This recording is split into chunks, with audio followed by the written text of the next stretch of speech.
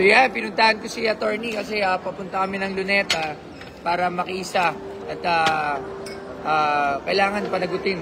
Oo. Lahat panagutin. Walang exception. Walang sacred cow, walang sacred buhaya. Kailangan lahat managot. At lalo na si Romualdez. Wag naman yung lagi na lang siya exempted, di ba? Kasi para naman siyang lahat, kahit sino. Lahat, kahit sino. Sinabi nyo. Yun din yung pinunta ng mga kaibigan ko nandun eh. Kaya magkakasama kami ng mga tropang hip-hop. Nandun na sila. Kasi nga, gusto nila mapanagot lahat. Kumbaga, walang hindi sasama.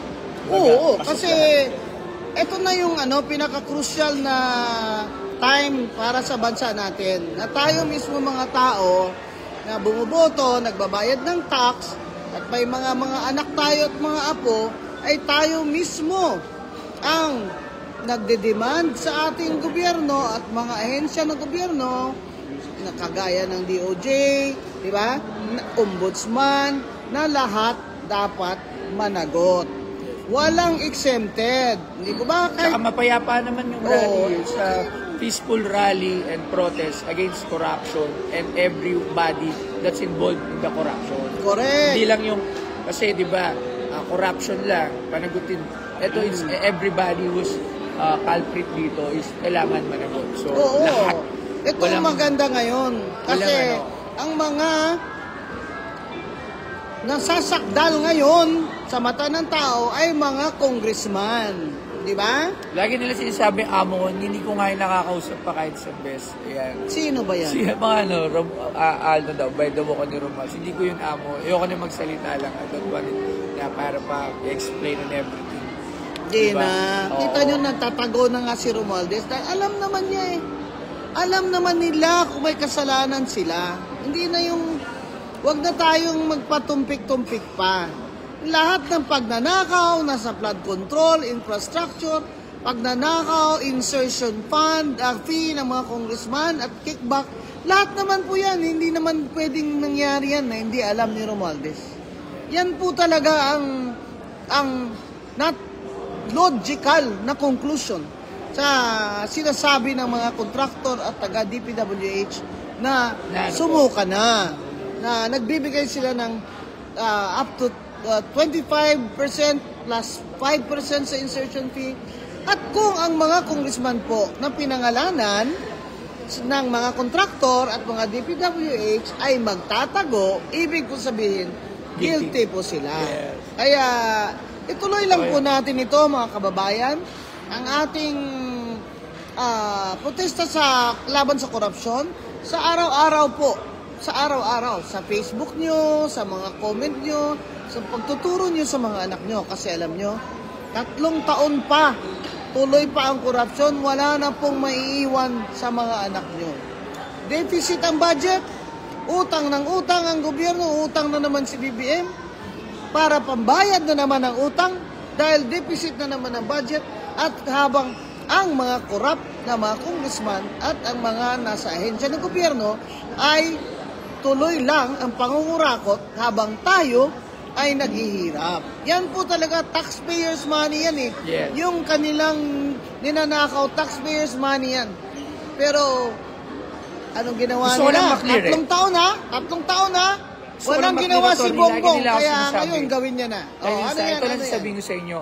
I've been always a pro-government. Yun lang talaga tama sa ang tawag sa akin. Kasi hindi ako sumasalungat. Pero kung ganitong klase na nakikita ko yung corruption, dun na ako mag-stand. I've always been abiding citizen. Lagi ako sumusunod kung ano ang binibigay ng gobyerno. Yun talaga kasi ako. Kasi I'm a businessman. Kailangan ko, hindi ako gumawa ng mga bawal. Pero ngayon, na nandito tayo, nakita natin, nasaksiyan na natin yung iba't ibang kwento na lumabas sa Senado, sa Kongreso. Doon na, hindi na para manahimik, hindi na para sumunod. Kaya nga nandito tayo ngayon is to stand on our own at para may paliwanag din at mahingi din at makita din natin ano ba talaga. Obvious naman, it's very obvious that we've been robbed. Oo, tama. It's very obvious eh. So, inakawan nila tayo. Totoo yun. So, yun lang naman yun. It's not walang amo, walang boss, wala. it's for the people. Oo. Yun Ito lang po yun ang sasabihin panawagan ko sa mga vloggers, na kapwa namin vloggers. Ito na po yung panahon na mas mahalaga po ang bayan natin sa pera. Pag sila po yung nag-alok sa inyo na ipagtanggol nyo sila, mag-refuse na po kayo. Kasi Yes. po, wala na pong dangal na may iwan sa atin kung hindi po natin Ito yung ipaglalaban hawak mo. ito. Ano Stop hawak ko? toy. Ay, Stop toy. si Crocky. Ikaw na pala nito, attorney. Si Crocky. Asa si Sir Jack pala? Ay, wala pa. Nasa si Jack? Shout out mo si Tito Chabit. Sino? Manong Chabit. Manong Chabit, ayan. Hindi ako nakapunta nung press con. Sayang talaga. Na-invite niyo na ako way before pa eh. Punta tayo kay Manong Chabit. Punta tayo. Ayan, Manong Ha? Chabit, ayan. O, kachat ko siya kahagabi. So, Ito ibibiding ito sa kay Boss Toyo. Ibibiding. Pipirmahan ko dito. Bibiding ito At ang mariraise na pera ay bibili ng wheelchair ng batang may cerebral palsy. Ayan, Bisita ka Crocky. sa Pawn Star. Bisita ko doon. Tapos tingnan nyo, may diamonds. Daming diamonds. 400 billion. Nandito po. di ba, Nandito po yung mga, Invite niyo na lang sila to Ayan. come here. yes. Ha? Ako, sa mga followers ko, makiisa tayo. Oo. Let's stand on our own kasi kailangan natin to para sa mga anak natin. We're not here para manggulo. Nandito tayo para pananagutin lahat. So, yun lang naman yun eh. Lahat. Punta kayo sa Luneta ngayon. Andito kami hanggang maghapon. Stand up and be counted.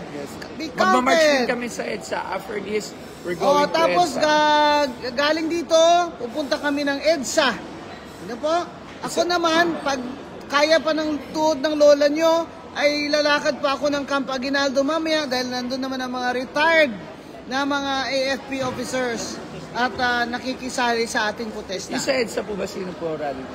Sa Trillion March, di ba? Oo, it's a mix-mix. Mga church, mga schools. Ayan, so papunta na kami doon. Dala doon na yung mga Nandyan po kaibigan sa natin. EDSA ang grupo Luneta. ko, yung Wag Kang Kukurap. Yun po ay grupo ng mga economist sa Pilipinas. At Ano pa pangalan? Wag Kang Kukurap. Wag Kang Kukurap. Oo, yan. Yan po ang grupo ko mamaya. At nandyan din po siyempre yung mga EDSA 1. Yan.